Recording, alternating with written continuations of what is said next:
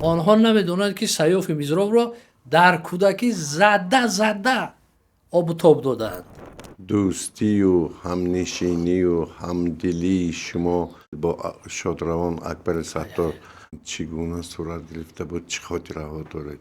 تمامی مقامات از قدرتی تا دیگر میدونستند که با یگان ژورنالیست سربسر شدن، این با اکبر ستار سربسر شدن رو دارد. دوره زندگی خودتون محصول مکتب میدونستید یا محصول تجربه؟ من به ویژه تاکید میکنم که مثلا تاثیر عبدالنبی ستارزاده در من خیلی زیاد بود. سبب نشر SSR چی بود؟ صفوت خورشید عطاالله یکی از سبب‌های شدن که SSR پیدا شد. ما همین گازیت را شد. مقاله نوشتید که تا امروز فکر دارد که همون باید نمی نوشتن. نام ما گذاشتم، شما مرا خبرگیر اومده همون شب ماده سویقاست کرده، در یادم هست. چنان زدن که مرده بگرفته بودن، 2 ماه در بیمارخانه خورده. درود بینندگان عزیز، برنامه نوبتی هم قلم و هم علم است. این مراتبه ما به مناسبت 60 سالگی یکی از ژورنالیستان موفق امروزه سیاف میزراب ایشان را دعوت کردیم و میخواهیم یک صحبت با ایشان آراسته باشیم. اصلا صحبت که وابسته به زادروز باشد، حتما سوال اول از زمان کودکی سر می شود. بگویید که کودکی شما چگونه گذشته است و چی تأثیری به ادامه زندگی شما داشت؟ درود بر شما، سپاس از آنی که دعوت کردید. ببینید که خدمت بیش از 42 ساله ما در ساحه ژورنالیستیکا و حدود 18 سال که گازت اسر رو تأسیس دادیم و در پهلوی شما هستیم، همین هم شد که من مهمان شما گشتم. اگر در دیگر مقامات کار میکردم شاید روزی تمامی تلویزیون و رادیوها از من اینترویو میگرفتند. با همین هم عرض سپاس میکنم چون درباره ایام طفولیت گفتید و 60 سالگی من را قید کردید. یادم هست که وقتی که 50 ساله بودم، مبارزی من خوردکک بود، حاضر در انگلیا میخوند، اکثریت میدونن.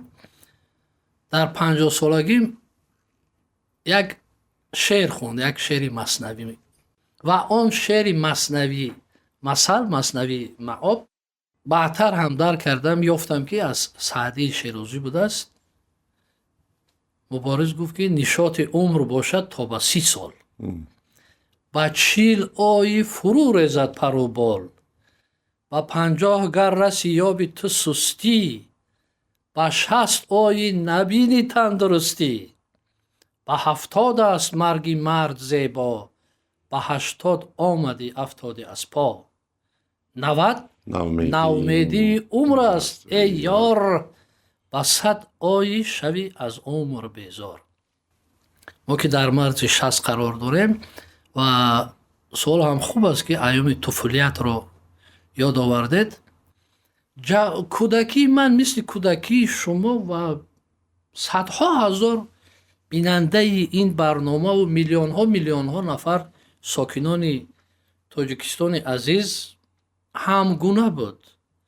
ما تپک میکشیدیم، سرگینی تری گاو میکشیدیم، کاه جمع میآوردیم، هزوم میآوردیم، نوبت پودا میرفتیم، پودا بانی میرفتیم، گاو چرانی میرفتیم، از پسی گوسفند. اون وقت همین 2-3 گوسفند بود. مثل امروز است که رمه‌های بزرگ مردم دارند، این خیلی نبود، اما هر نفر گوسفند خودش رو خودش میچراند و مهمتر از همه چراگاه بود. یادتون باشد ما خوالینگ رفته بودیم 1 سال مقدم و مردم در مزار میچراند مالش رو. ژورنالیست باید چیز رو بیند که دیگران نمیبینند. من گفتم برای چی که در مزار در کوهستان چرانیدن چاروا با گناه برابر بود در دوران ما. بعداً فهمیدم که چراگاه رو همه شخصی کردن و مردم یگانه چراگاهش مزارها مونده است. و این روندی به چراگاه تبدیل دادن مزارها در پنجکنت هم است، در عینی هم است، در کلاب هم است، در خوالینگ هم، در تمام دنیا هست. در اون وقت ما به چراگاه میرفتیم و از پس بز و گوسفند کتاب میخوندیم.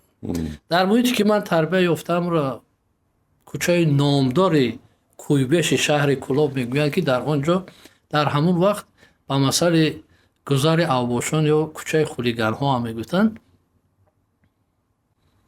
وقتی که دو کودک جنگ میکرد، فرض مثال من خورشید عطاالله کودک جنگ میکردیم، پدرانمون می آمدن ما رو خلاص نمیکردن یا پشتگیری نمیکردن، میگفتن که بیا گراو میبندیم، پسر من پسر تو زور میاد. هدف چی بود؟ هدف ما رو می آموزاندن که شما جز خودتون، جز غیرت، جز ننگ ناموس، جز افتخار انفرادی دیگر یگان پشتیبان نداره در این دنیا. و برای همون تربیه‌ای که ما را تا این دوران آورد و شما نیک میدونید که سری من گاه دشمنان امروز سنگرها گرفته شیکه شده، گروه شده و هجوم‌های اطلاعاتی و هجوم‌های روانی میکنند. آنها نمیدونند که سیاف میزراب را در کودکی زده آب و تاب دادند. من کودک خوشبخت بودم اما کودک ارکنه بودم. سیفالدین تشکر. آیا شما در همون دوره نیت یا که آرزوی داشتید که نویسنده یا روزنامه‌نگار شوید؟ میدونید من همچون کودک احساساتی در 5 سالگی عاشق شده بودم. اون دختری که من محبت داشتم اون صنف 1 میخوند یا 2 میخوند، من 5 ساله بودم و شعر می نوشتم، شعر می گفتم. یا دارد اون مصرح روسی می نوشتم.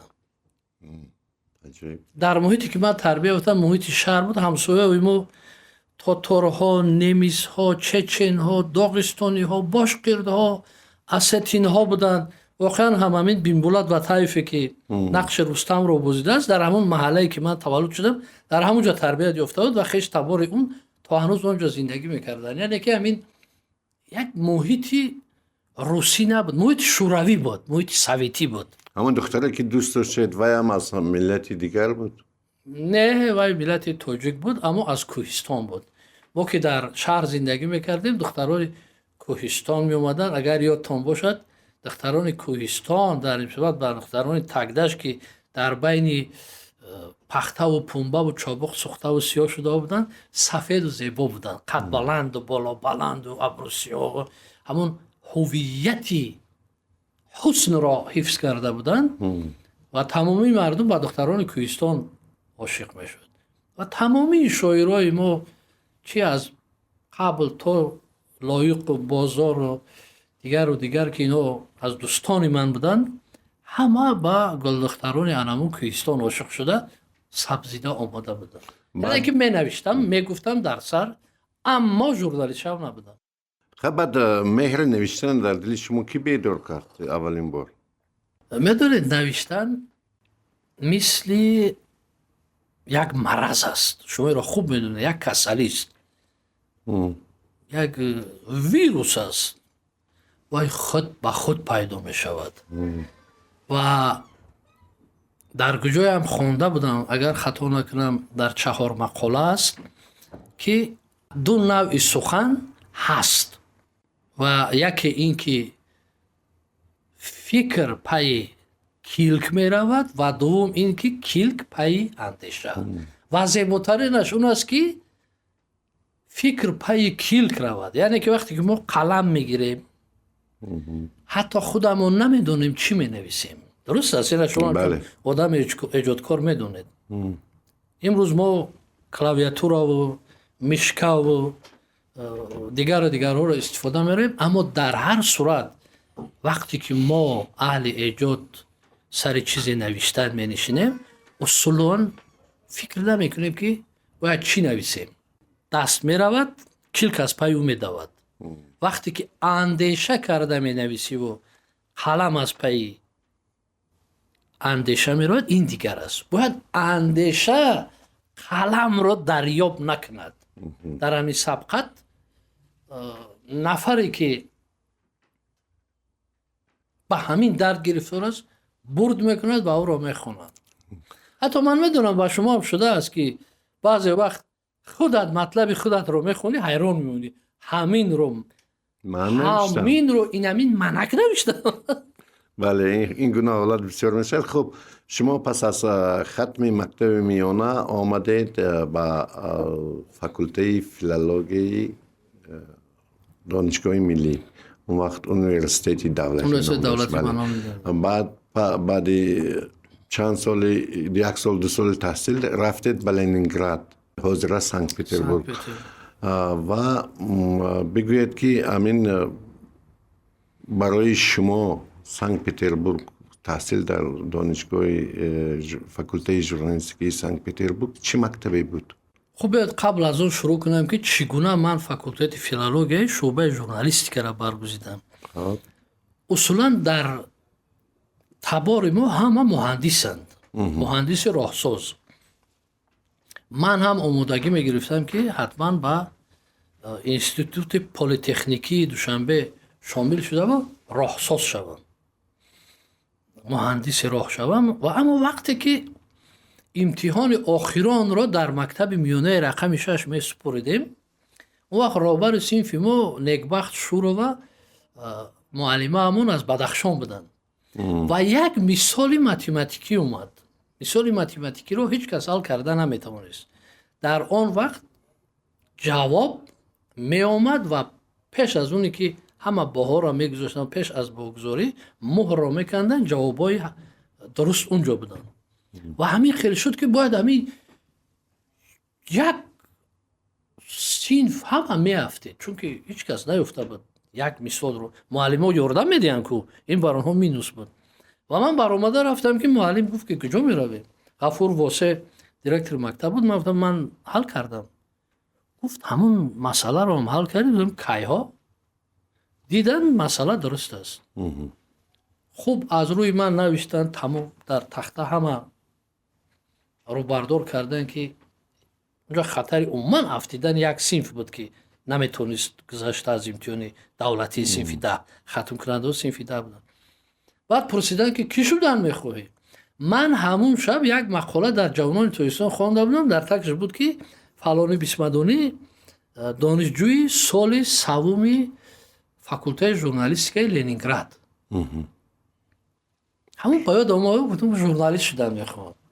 همین شورا و نیکبخت خدا رحمتش کند معلمه بدخشانی ما از روسی درس میداد، بسیار زنک خوب بود. گفت که فاکولته ژورنالیستیک لنینگراد نرو که میافتی و داخل شدن نمیتوانی و عمرت برابس میرود. من همجا در بین صنف گفتم اگر من دیپلم همین فاکولته رو نگیرم من مرد نیستم. بعد اومدم پرسپوس کردم که چگونه میشود رفت به اونجا. راه مستقیم نبود اون وقت. یا تو مشد شوروی بود، کواتا بود، دیگر بود. فهمیدم که در همین فاکولته فیلولوژی شعبه ژورنالیستیک است.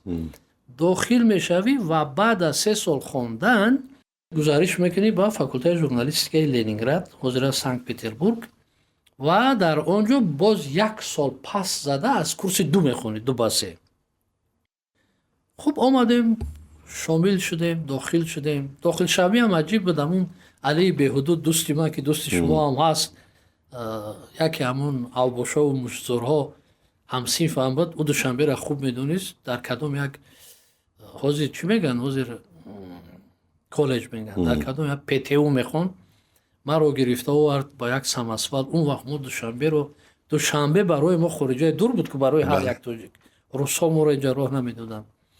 آمدیم سپاردیم، شامل شدیم. از اون عسکری رفتیم، خدمت سربازی کردیم و از بین 5 سال گذشت تا خدمت دیگر اومدیم و سال 1988 با فاکولته ژورنالیستیک شامل شدیم در لنینگراد. و خدمتتون عرض بکنم که با همه احترام از معلمانی که ما رو درس دادن، من بسیار دوست می‌دارم استادای ما ابراهیم کنجایف، اسدالله سعداللهیف، نورعلیف، واحد میرشورویچ اسراری و دیگران. اما اونجا فاکولته ژورنالیستیک بود و تماما فرقیت داشت. ببینید که در یک شوروی بزرگ ҳамагӣ 4 факултети журналистика буд. яке дар Тошканд ки аслан инҷо туркзабонҳо, ӯзбекзабонҳо мехонданд, баъд дар МГУ Москав ва ЛГУ Ленинград ва донишгоҳи Тартуи Прибалтика, назди Балтика. 4 факултет буд ки як давлатро бо кадрҳои бақуввати журналистӣ таъмин мекард. ҳозир ман фикр мекунам, аз гап мебарояд, бояд мо теъдоди тамомии факултаҳои журналистикаро кам карда як факултети журналистика кунем ки дар он ҷо журналистҳо хонанд. ташаккур. ҳамин дӯстию ҳамнишинию ҳамдилии шумо бо як нафари дигар аз нафароне ки ба Ленинград рафта буданд барои таҳсил, бо шодравон Акбари Саттор, раҳбари пешини иттифоқи журналистони Тоҷикистон, чӣ гуна сурат гирифта буд? чӣ хотираҳо доред? акбари Саттор, худо раҳматаш кунад, ҳозир мо мегӯем ки ин гуна раиси иттифоқи журналистон ба дунё намеояд. Ман фикр мекунам ин гуна инсон дигар ба дунё намеояд. як баҳр буд. танҳо дар оне ки як сол пештар аз мо мехонд, мо ҳамсоя ҳуҷра будем дар хобгоҳ. ман он кас дар хобгоҳи 1508 зиндагӣ мекардам, ман дар утоқи 1509. 1508 унҷо хеле хобгоҳҳои бузурги калон буданд. вақте ки мо рафтем, мо аввалин бор дидем ки масалан хобгоҳ дар даруни худ барои як студент ҳам ҳоҷатхона дорад, ҳам ҳаммом дорад, ҳам таббоххона дорад, ҳам ошхона дорад, ҳам столу стул, яъне ки шароитҳои хубро фарҳом оварда буд. ва хонаи Акбари Саттор утоқи 1508 барои мо не, барои тоҷикони Ленинград не ки камам будем дар онҷо ҳар ҷо мехонданд, барои тамоми тоҷиконе ки аз Тоҷикистон ба Ленинград мерафтанд як меҳмонхона буд. ҳама ҳамунҷа меомад.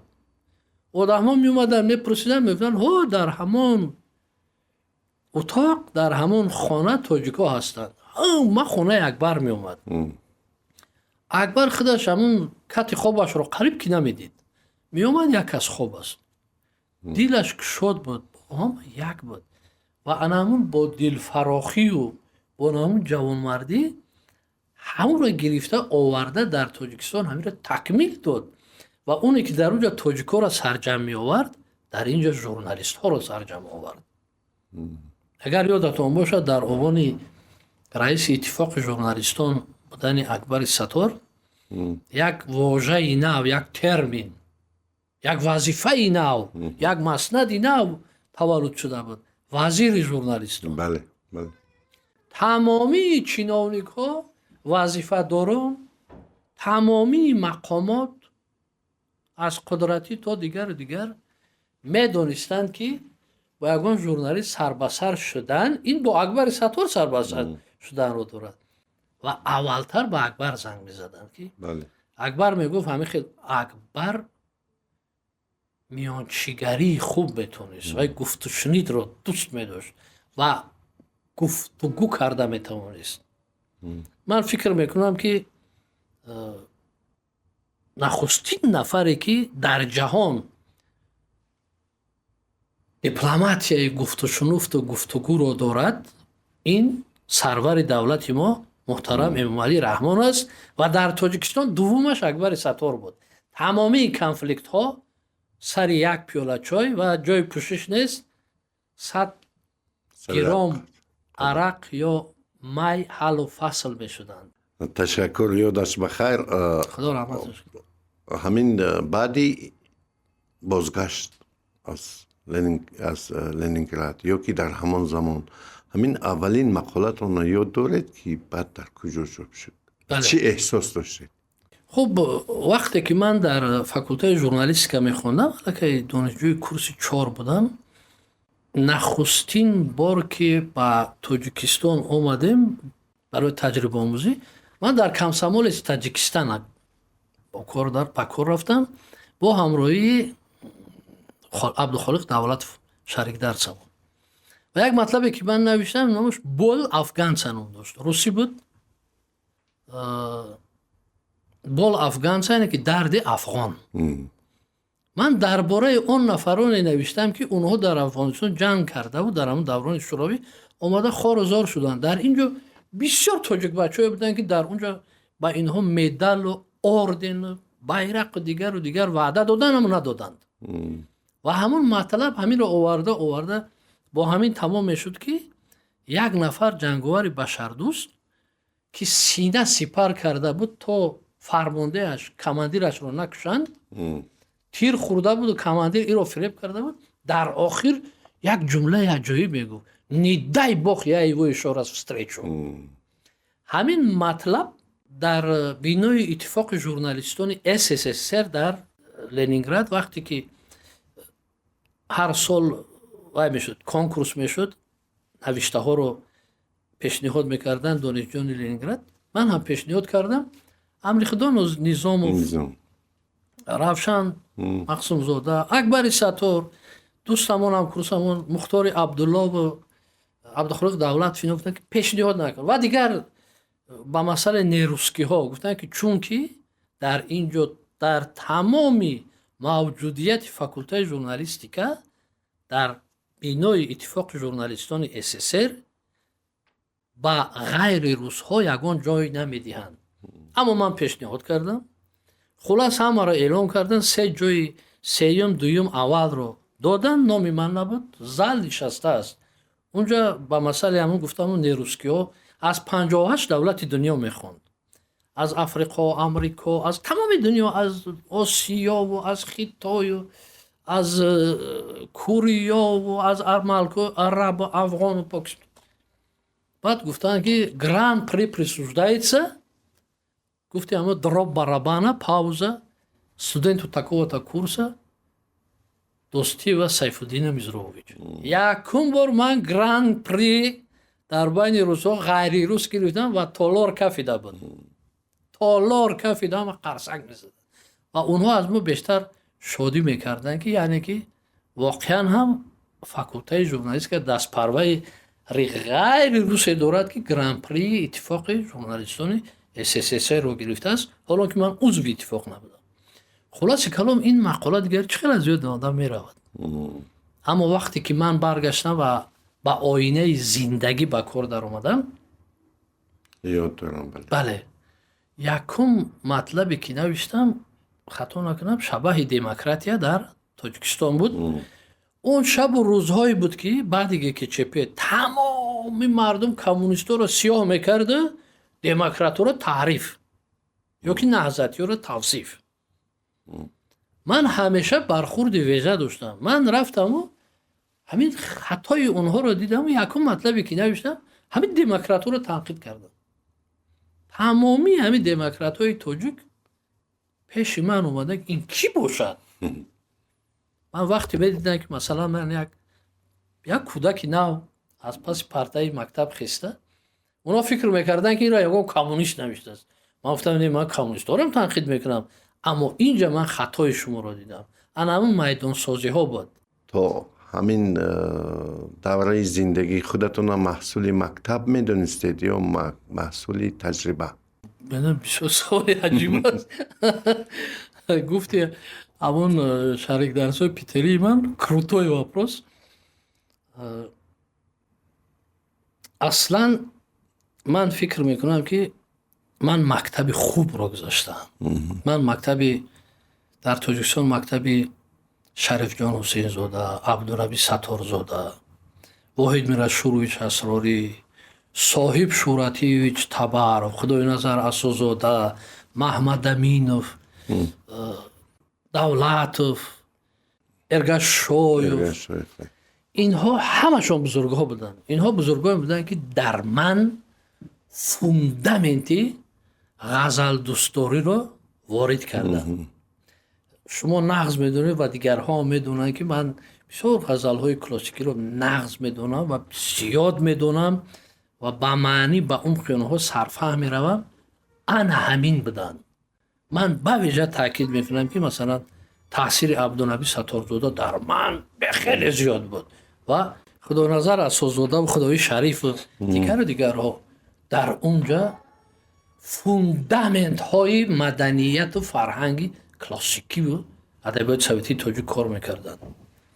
در همین جوانی آرزوی اساسیتان چی بود بعد؟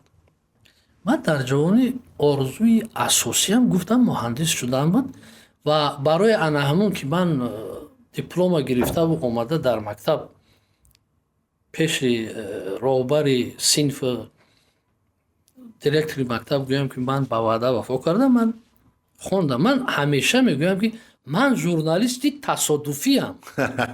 من اصلا ژورنالیست شو نبودم. شما انش این روز 60 ساله شدید، به همون جوانی 20 ساله شما حاضر چی مصلحت میدید؟ من به همون جوانی 20 ساله مصلحت میدادم که مهندس شود. اگر همون خامی کرده بود دنباله وعده یکی همه فراموش کرده بود نمیرفت، حالا آدم میشد نه ژورنالیست. یعنی امین با ژورنالیستیکی جدی وارد شدن شما این تصادفی نبود بلکه آگاهانه بود، بله؟ من بسیار هدفمندانه کار میکنم و همه وقت نقشه میگذارم. من اگر بدیل من بیزنس میرفتم بیزنسمن خوب میشدم، من مهندس میرفتم مهندس خوب میشدم، من اگر نظامی میشدم نظامی خوب میشدم، چون که من شخص دیون بدن نمیخواهم. بله. وقتی که من به همین ژورنالیست که وارد شدم و وقتی که من مکتبی، من میگویم که من تصادفاً ژورنالیست شدم، اما معنی ندارد که من ژورنالیست تصادفی ام. وقتی که من در لنینگراد رفته درس‌های الکسی فیودوروویچ برژنو، یکی از اساسگزاران ژورنالیستیکای سویتی، столб советской журналистики برژنوی بود، خولموف، ایوان دمیتریویچ خولموف، گروموف و دیگر نفرانی را که واقعا هم ما در اینجا ترجمه کتابایشان رو میخوندیم. وقتی که رفته اونها رو از نزدیک میبینی با اونها صحبت میکنی و تماما دیگر چیز بود. من هیچ از یادم نمیرود که وقتی که من فاکولته ژورنالیستیک یکم بار رفتم دیدم 2 نفر سیگار میکشند در دهنی در و اومدم منم سیگار میکشیدم. گفتم که можна прикурить؟ خیر سیگار در دادیم، صحبت کردیم، فلان میسمانو. بعد پرسیدم که همین فاکولته ژورنالیستیک است فلان، شما با کی در کار؟ و 2-3 استودنت دیگه هم اونجا سیگار میکشیدیم. گفتم من خیلی از تاجیکستان اومدم، دکان در کار. گفت منم دکان فاکولته ژورنالیستیک با 2-3 پروفسور که بعد شناختم که اونها مدیران کافدره ژورنالیستیکای SSR با دانشجویان برابر سیگار میکشیدن و همه وقت که با ما مراجعت میکردن واسه قیرانشاه شریفزاده همین گونه مراجعت میکردن. کالگی میگفتن، هم کسبان میگفتن، نمیگفتن های استودنت تو نمیگفتن. ما با همونها میآموختیم، میخوندیم، مصلحت میگرفتیم، شبها دیسکوتک هم میرفتیم، کم کم معنوشی هم میکردیم. اما این معنای او رو نداشت که در امتحان با تو گذشت میکند. یکم گذشت نبود، برعکس سخت میگیری. بگو که تو شب دیسکوتک بودی نخوندی، میگفتی معلم تو هم بودی؟ میگفت خیلی من بودم که من ختم کردم، من سپارش دادم که تو خونه ما اینو رو میدونی. یعنی که من تصادفاً به ژورنالیستیک وارد شدم، اما ژورنالیست تصادفی نیستم. سلامت باشید. همین ببینید آینه زندگی جوانان تاجیکستان تا به استعمار رسیدن شما در بسیار رسانه‌ها فعالیت داشتید. در کدام به اندیشه خود شما خود را بیشتر یافتید؟ البته هر یک گازیتا جای خود را دارد، نقش خود را دارد، اما بیشتر از همه مثلا همون پتانسیلی من بعد از آینه زندگی من را دادخون ایگاموف و نصرالله اسداللویف بعد تاجیکستان دعوت کردن. من هیچ از یادم نمی رود که وقتی که من تجربه می گذاشتم در پیام دوشنبه و ما як матлабам навишта будам омода шав барои фано ки фотиҳ абдулло боҳои баланд дода буд. Ман чун донишҷӯ будам. баъд ҳама мегуфтанд ки баргашта омада ба ҳамин паёми душанбе туро ба кор мегирад. ман омадам додухон эгам маро ба кор нагирифт. хулас рафтем чанд ҷои дигар моро ба кор нагирифтанд. баъд бо миёнчигарии суҳроби зиё ман ба оинаи зиндагӣ даромадам ва вақте ки дар оинаи зиндагӣ кор мекардам маро Насрулло Асадулло додухон эгам даъват кардам ба Тоҷикистон. ин яке аз газетаҳои бисёр хуб нав ташкил меёфт, маоши баланд дошт. додухон эгамов як гапи аҷиб гуфт. додухон эгамов агар суҳбат карда бошед ба ягон кас шумо гуфта суҳбат намекунед, ту мегӯяд. ҳамин ту амне ту ман туя гуфтем барои чӣ ба кор нагирифтам дар паёми душанбе. он вақт сармуҳаррир буд, инҷо муовини аввал. гуфтам намедонам. гуфт ман намехостам ки туя аз даст диҳам. мо дар фикри ҳамин газета будем ва бояд 5-6 моҳ пас ин газета мебаромад. мо ҳамин ҷоро холӣ мондагием ва як рӯйхат мо чанд нафареро ки бояд даъват кунад. ҳамин рӯйхат ҳамин хел меояд. рӯйхати ман рақами ман 7 буду, 8 холӣ бо 9-10 одамо буданд. додухон эгам бисёр як аҷоиб мард буда ва ҳамин менеҷери хуб буд. барои оне ки ҳолеам дили ман пир шавад, гуфт ҳама ино даъват шудаги ҳама маош кард. 7-ум ту, 8-ум касира номаша нависӣ. ман гирифтам номи Суҳроби Зиёро навиштам. барое ки Суҳроби Зиё маро ба кор гирифтам. яъне ки аз ҳама ҷои муваффақтарин Тоҷикистон.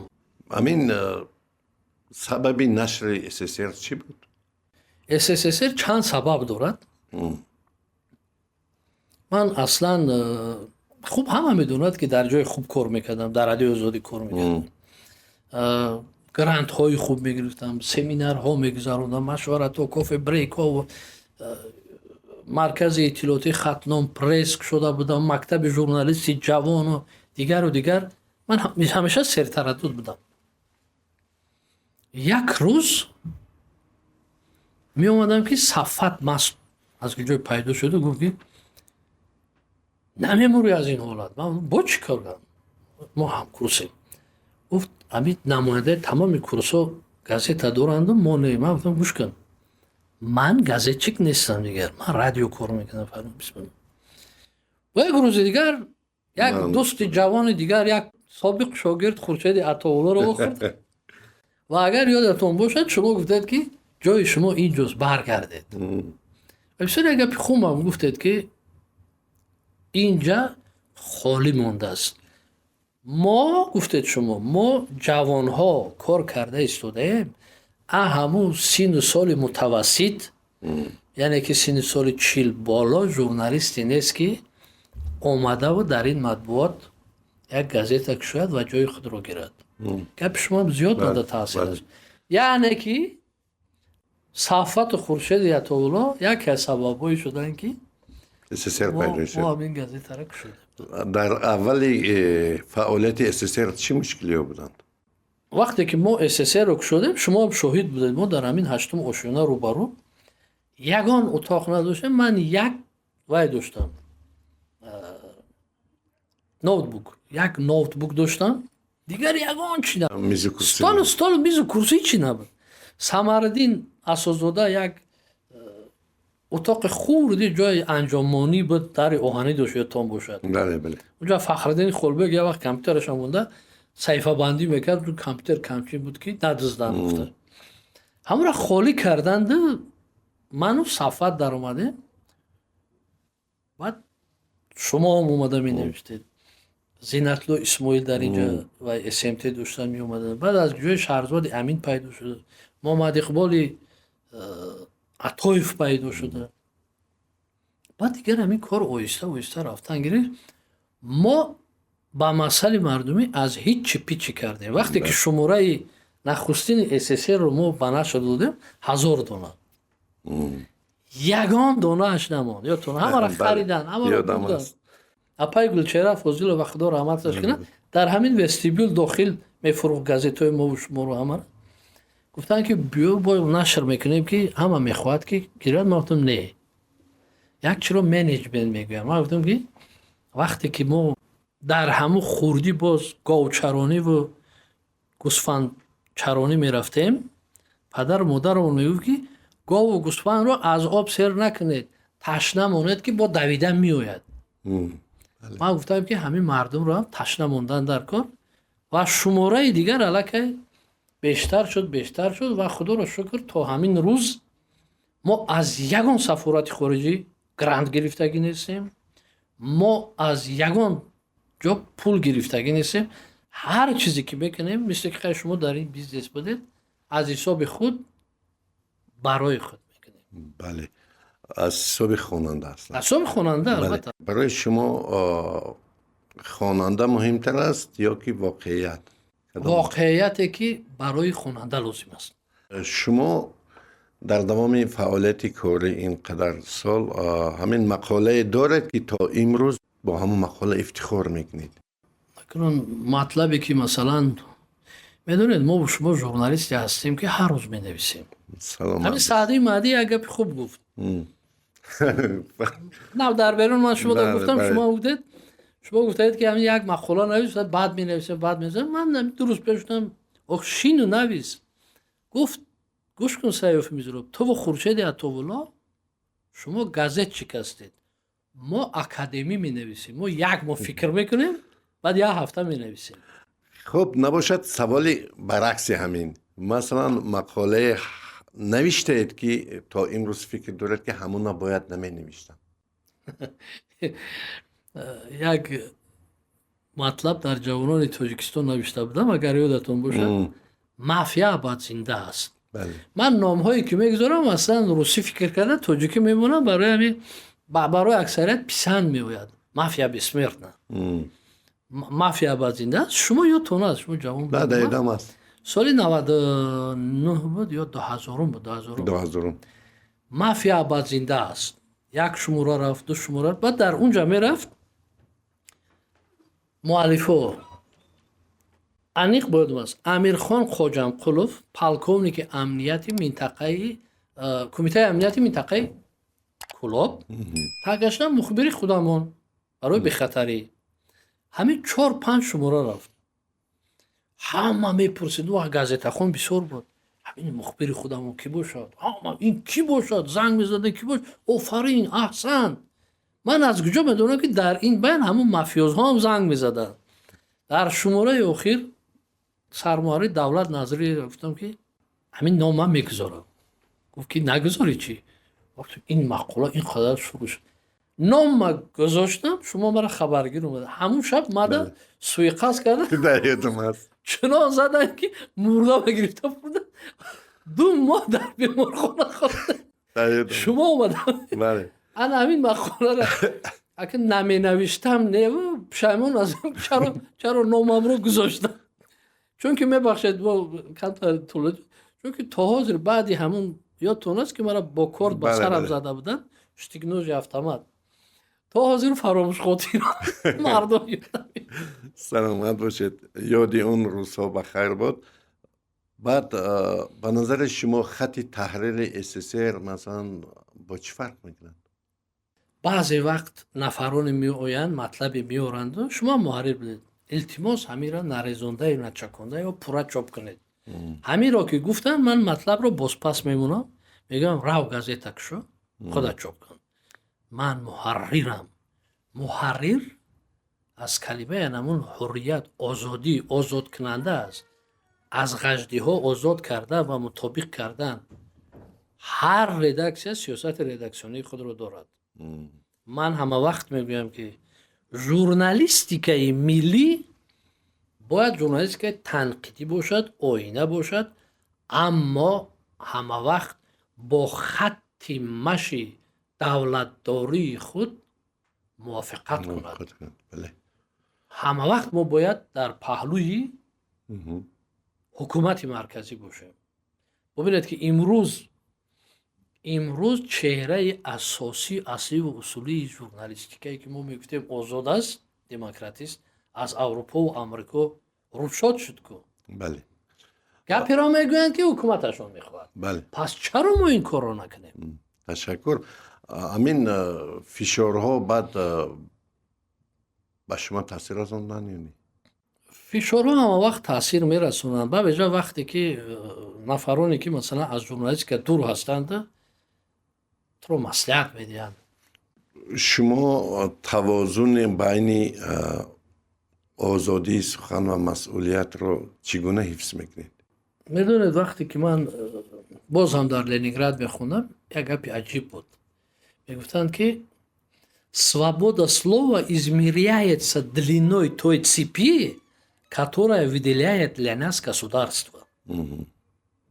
یعنی که آزادی سخن از همون زنجیره وابستگی دارد که هر حکومت برگردنی ژورنالیستیکش میبندد تا جای لازمه رفتن در کار.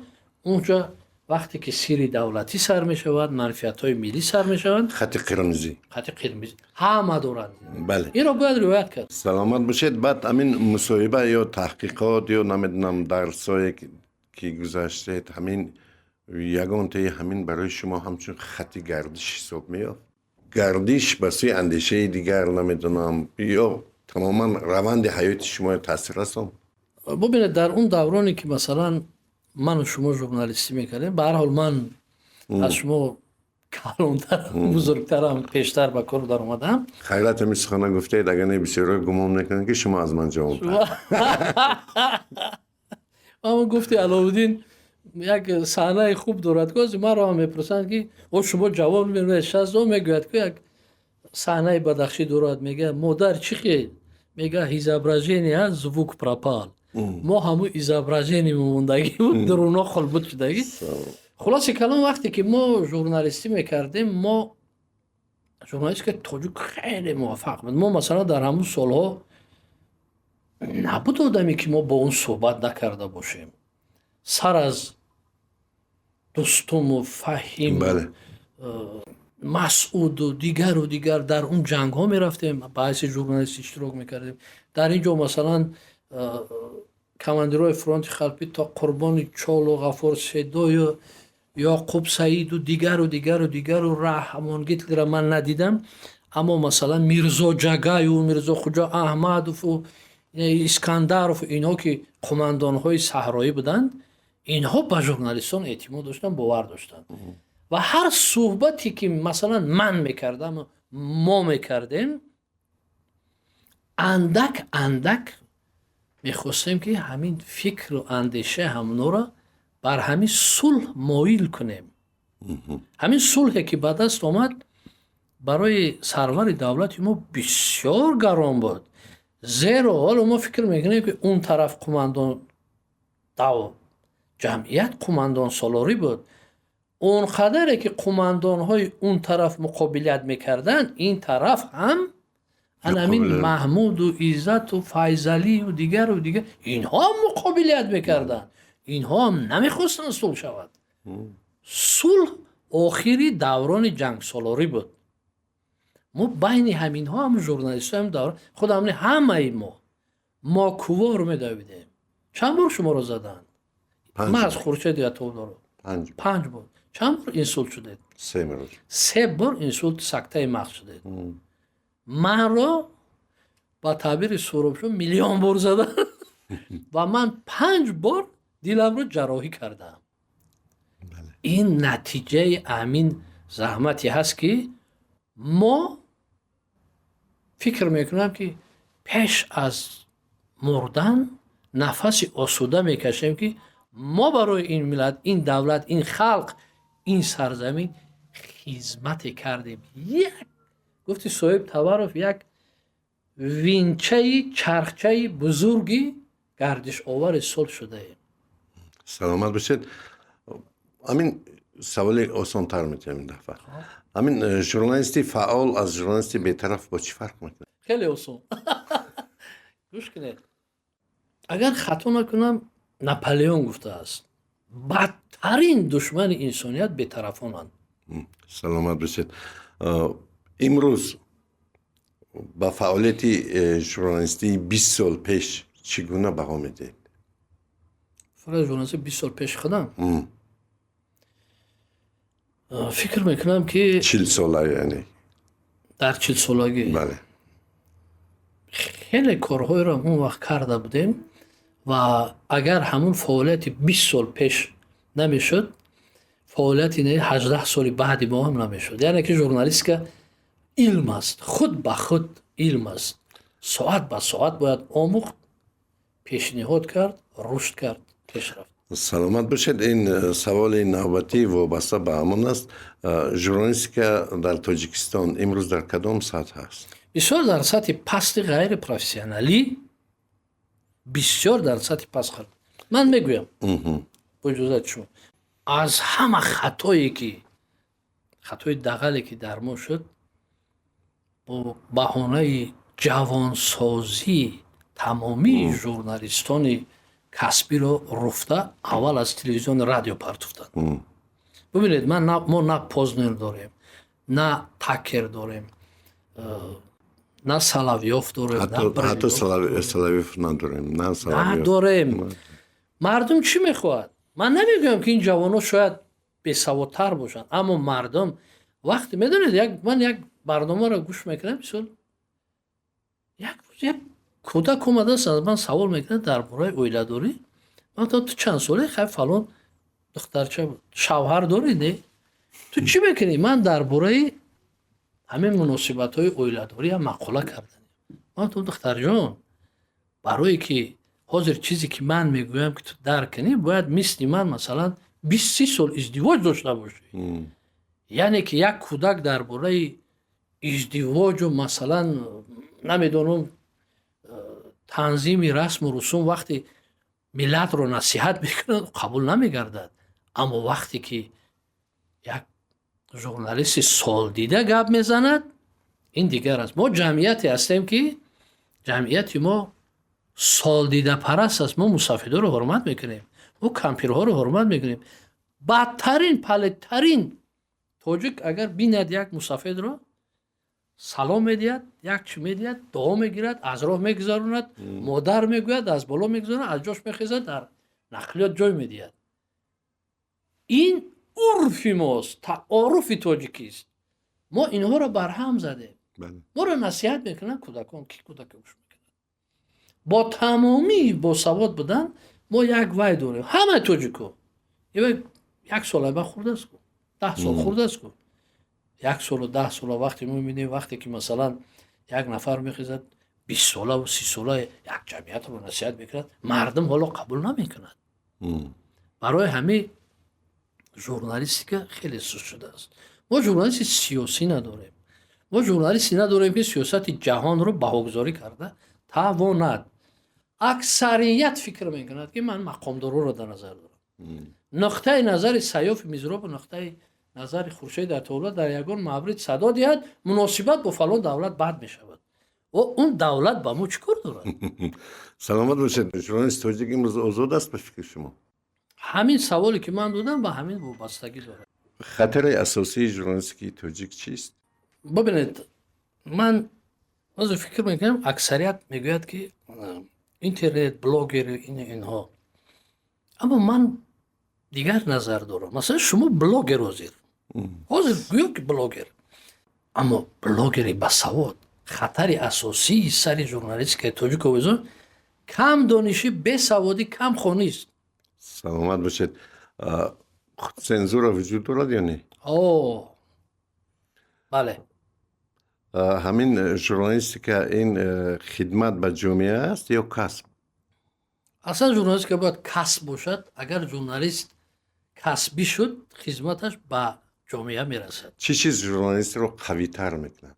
ژورنالیستیک رو قوی تر به مردم نزدیک شدن یا خود یک روند خیلی خوب بود.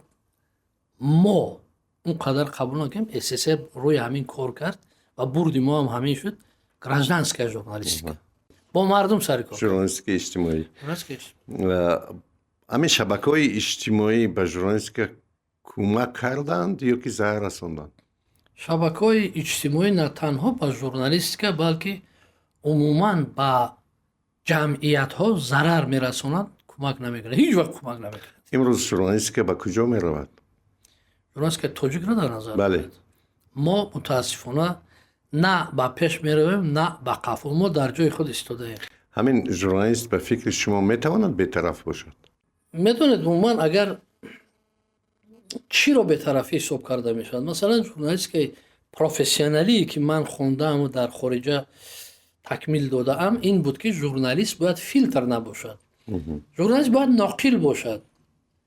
гапи инҷа хуршедро ба мақсад ин саёф, ки саёфро ба хуршед. мақсади савол ин ки бетараф ба мушкилои ҷомеа, Не, не, бетараф ба камбудиҳо.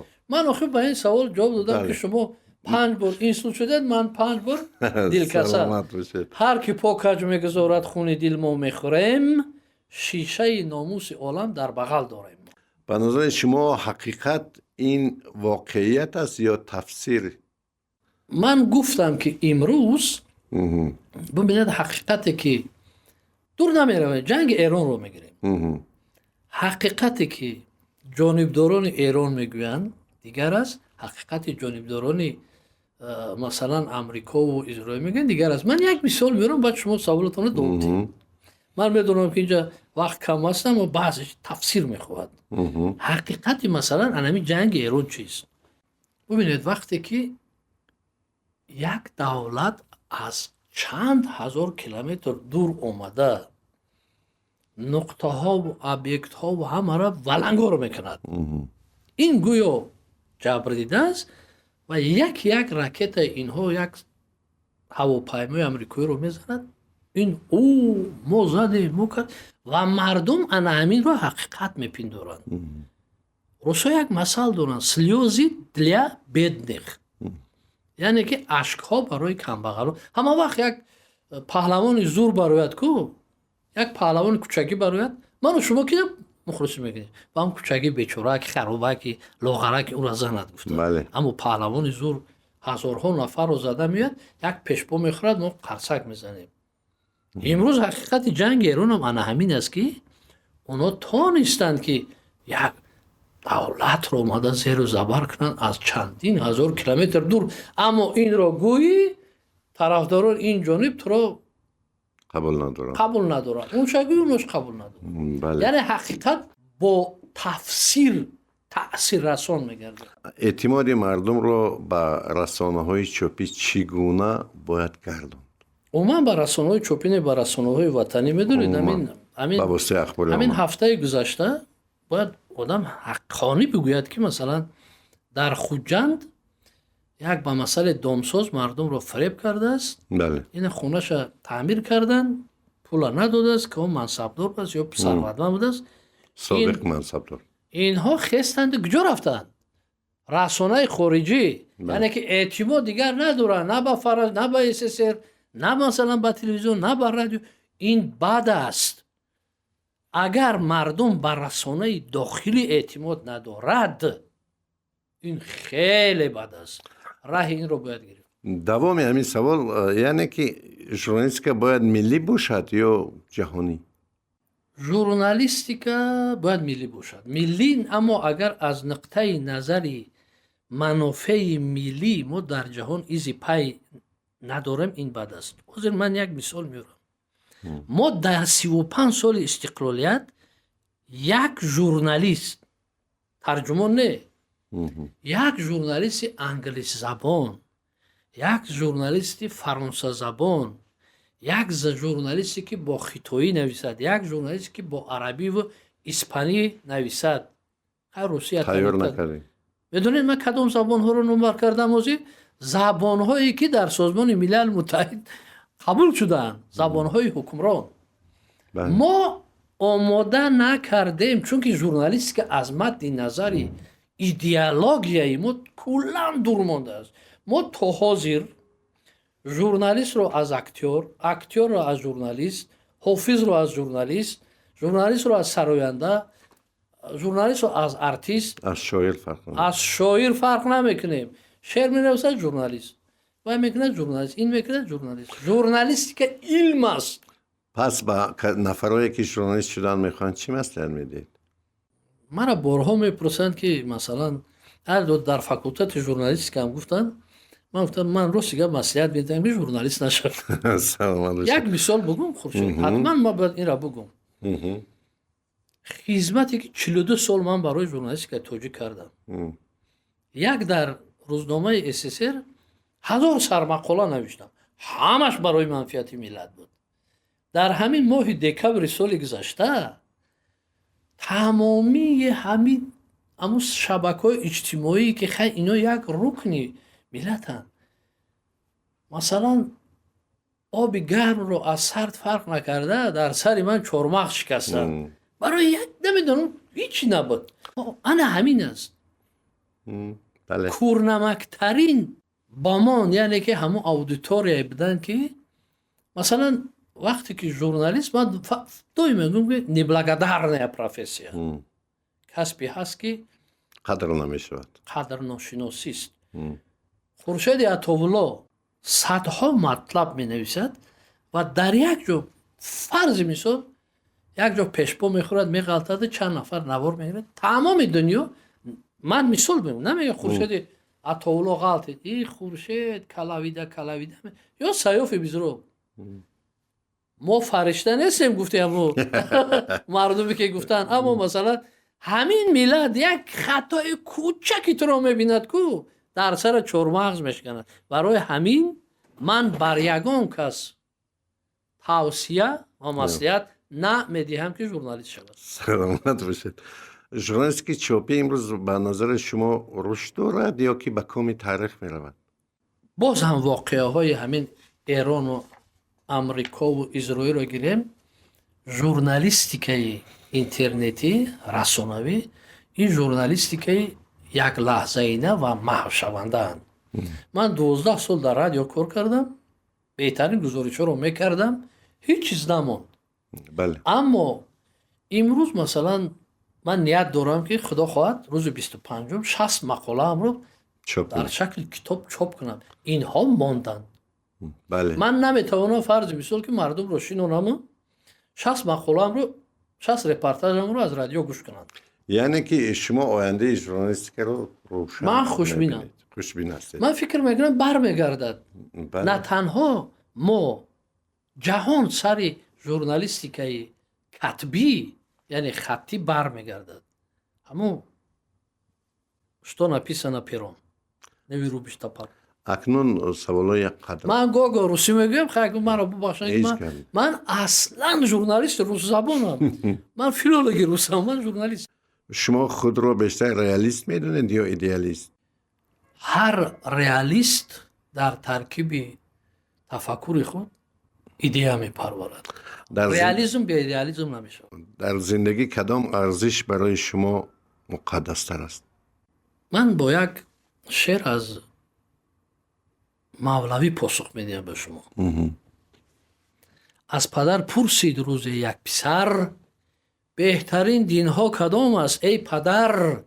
گفت من با دین ندارم هیچ کار، پیش من دین ها ندارند اعتبار. چون که آوردیم هر دینی جدید، اختلاف تازه آمد پدید. کینه ها و دشمنی بسیار شد، جنگ های مذهبی تکرار شد. خون مردم ریخت در روی زمین، بارها و بارها با نام دین.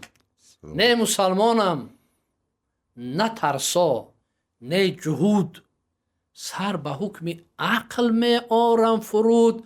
عقل می گوید که عیشی بیکران، هست در همزیستی با دیگران. تو همه فرزند تنها از خیرت، پیروی کن تا به مینویت برد. با تمام مردم روی زمین دوستی کن، بهترین دین است این. در همین شب روزی که خورشید از روی مذهب و از روی دین و از روی کنفسیه ها و از روی جراین ها دولت ها یک دیگر رو نصف میکنند، من مثلا به بیسال گپ نمیزنم. امروز دوستان روسی من، دوستان من از یاکوتیا که مثلا صنم پرستند، دوست ارمنی من و دیگر اونها از قفقاز و از روسیه آمده استودن که مرا با 60 سالگی هم تبریک کنن. انا همین از زندگانی، انا همین از دینداری. شما با واژه آزادی چگونه تفسیر میدید؟ تمامی آزادی چارچوبه دارد. آیا با نظر شما انسان میتواند کاملا مستقل باشد؟ نه، نمیتواند، هیچ وقت نمیتواند.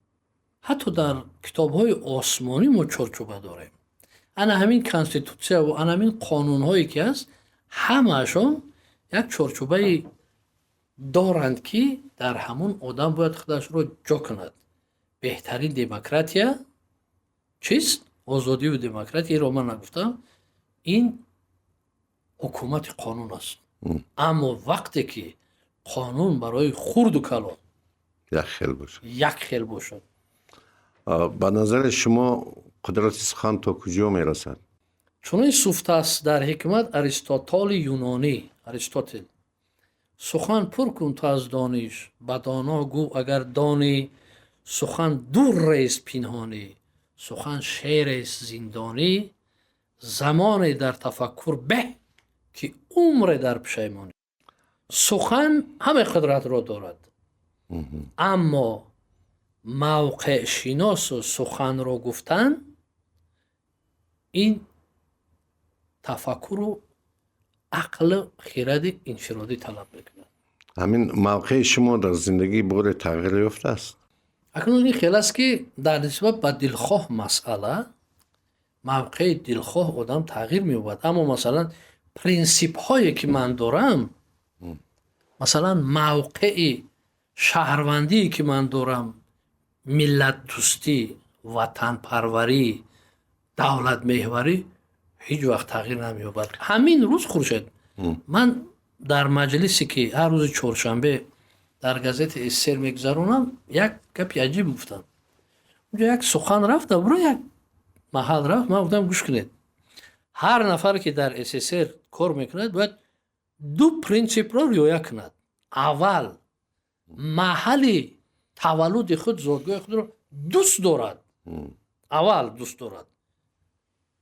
ما وای نیستیم، ای ما از آسمان اومده ایم. عیسی مسیح را نگفتن پدرش کیست، از کجا اومد، محلش چیست، گفتن چارمیخ کرده کشتن پیغمبر خدا را. پرینسیپ دوم، یگان محل دیگر رو بد نبیند. اگر بد دید کارمندی من نیست و اگر محل خود رو دوست نداشت نیست کارمندی من نیست. همین بیشتر شما چی ناراحت میکند این جامعه؟ به نظر شما داغ جامعه چی است؟ حسد. حسد سیاهی که آدمانی که با مسئله دوستی هر دو خودمون ژورنالیست جوان دلیر عبدالله نیوداچ نکستن و با یکدیگر رشک و حسد دارد. عموما آدم باید حسد با یگان کسان. من میدونید دوی میگویم مثلا وقتی که سخن در سر یگان نفر میبرید، من میگویم بچه‌ها شما وقتی موفق میشوید که کیسه خود را، جیب خود را، همیان خود را حساب میکنید. اینه که خورشید از کجا افتاد سیاف کجا میبرد. همین و شما چی چیز امیدی فردا میدید؟ اصلا من نفر راست یا خوشبینم، من آدمی پازیتیفم و من باور دارم که آینده این دولت درخشان خواهد بود، با شرطی که همین ملت اطراف غایه‌های سازنده امروزه حکومت مرکزی یک شده و از یک جیب سر میبرند. ملت ما یک خیلی هست که ما بسیار محلچیم هممون. من برای چی گفتم که محل را دوست داشتن و محل دیگر را حرمت کردن این محلچگی نیست. مثلا خورشید عطاالله در پنجکین تولد شده است. همین نمیشود که کدام ده دشت قاضی نمیشود که دشت قاضی را بیشتر نه اومده کوچه کویبشی کلوب که من تولد شدم اینجوری شما بیشتر دوست دارید. اما من میدونم که شما دشت قاضی را دوست میدارید و کوچه کویبش به خاطری که من اونجا هستم عزت میگذارید. انا من هم باید با اون خاطری که در کوچه کویبش کلوب تولد شدم اینجا رو دوست دارم، دشت قاضی رو حرمت کنم که در اونجا خورشید عطاالله و دیگر دوستان من هستن. با احساس بیشتر تکیه میکنید یا با منطق؟ اصلا با احساس. با سن 60 احساسی منطقی. با سن 60 رسیدن برای شما چی معنا دارد؟ یعنی با این معنی که 60 اکنون همه چیز تمام، 60 این خیلی یعنی که تمام یا که نقطه من راستش رو بگم، من همه وقت مرا خیش و تبارم زن و کودکم همه میدونم. من یک گپ میگفتم که همین خدا مرا به 60 برده کشد. اما وقتی که مثلا ما به 60 میگویی فکر میگی خیلی 70 برسن. بله 70 حالا اونقدر پیر هم نیستم. بله. و انا همینجا من سخنی هاشم گدا رو میگویم با اجازت شما. استاد هاشم گدایف دیروز نزد من در آمد. ببینید استاد هاشم نابغه است. تمام نابغه ها یک جنون دارند. تمام نابغه ها. منصور حلاج رو دیوانه گفته کشته، دیگه چی رسد به دیگر ها؟ همین هاشم گدا میگه منصور حلاج روزه ماست و گفت که سیاف میزراب گفت ترا با سین سال من رسانده دولت پیری رو بینی. من گفتم دولت پیری چیست استاد؟ گفت دولت پیری در سن 1 سال کم 90 سالگی خوشبختی است. اما تو میدونی خوشبختی چیست؟ من گفتم استاد نمیدونم. نطق عینا نقل شده دولت پیری و خوشبختی در گفت 89 سالگی همین است که با دست خود ازار خود را پوشی و با پای خود تا توالت روی. حاضر شاید یگان بیننده جوان میخندد، اما وقتی که سین و سال این بسیار منطقی بزرگ دارد. یعنی دولت پیری همین است که از هیچ کس محتاج در یگان جا نباشید. پس خود رو خوشبخت می‌حسابید؟ تا همین 60 ساله که آمده ام من فکر میکنم که من یکم گناه کبیره کردگی نیستم. من خیانت نکردم و غیبت نمیکنم، دزدی نکردم. من عموما چیزی که خوردم یافتم گرفتم با زحمت و تلاشای دو دست و پا و عقل فردی هم است. در یگان منصب دولت نبودم که مثلا گویم که من از یگان جا یافتم. یگان بار نشده است که من خدا نشان داد یگان کس کشته و تجاوز کرده و مثلا غیبت کرده و از پسش کینه توزی کرده باشم. نکرده. بزرگترین دستاورد حیات شما کدام است؟ بزرگترین دستاورد حیات من و همه ما، من فکر میکنم که فرزندان صالح و صالحه و مسلم و مسلمه به معنای تامش به اوی رساندن. مثلا من خیلی افتخار میکنم که پسر من امروز در انگلیا میخوند و باعث سربلندی نه تنها مثلا یک من یا ما باشد. ببینید در همون دانشگاه وقتی میبینه که یک تاجیک میخوند، نقطه نظری همون مردم در نسبت به همین ملت، همین دولت دیگر میشود. بزرگترین پشیمانی چی؟ من به این سوال شما پاسخ نمیدیم، اما هست کاری که من پشیمان. آرزوی هست که عملی نشده باشه. در جهان نتوان اگر مردانه زیست، همچو مردان جان سپردن زندگی است. سلامت باشید. شما به سوال شما از چی بیشتر افتخار میکنید الکی پاسخ دادید. آیا میخواهید که در گذشته چیزی رو تغییر دهید؟ در گذشته خودم یا عموما؟ در گذشته خودتون به من چی دخل داره؟ نه نمیخوام. دیگر نمیخوام. با فرزندان یا که به نسل نو جوان چی میراث گذاشتنید؟ میراث ژورنالیستان میراث پیغمبری است. سخن و نگاشته ها. همین اگر با یک جمله زندگی خودتون رو جنبست کردنی باشید، اون کدام جمله است؟ تیز گذشت. تیز گذشت. حقیقت یا منفیت؟ البته حقیقتی که منفیت هم داشته باشه. آزادی یا آرامی؟ آرامی به آزادی می شود، اما آزادی به آرامی نمی شود. قلم یا منبر؟ قلم البته. تنقید یا تحسین؟ تنقید تحسین آفرین. وقتی که اصلاح شد تحسین کردن. ژورنالیست یا سیاستمدار؟ ژورنالیست. دوست یا حقیقت؟ دوستی حقیقی کی خیلی کم است. کتاب یا شبکه‌های اجتماعی؟ راستش رو بگم من از شبکه‌های اجتماعی کتاب میخونم. توکل یا احتیاط؟ مرد ره صدها هنر دارد، توکل بایدش. گذشته یا آینده؟ آینده البته. یک جمله اندر شناخت سیاف میزرو. ژورنالیست سختگو، راستگو اما دلسوز. اگر فردا دیگر امکان نوشتن نداشته باشد اولین کاری که میکنید کدام است؟ افسوس که خودکشی گناه است. سلامت باشید. خوش آمدید یک بار دیگر.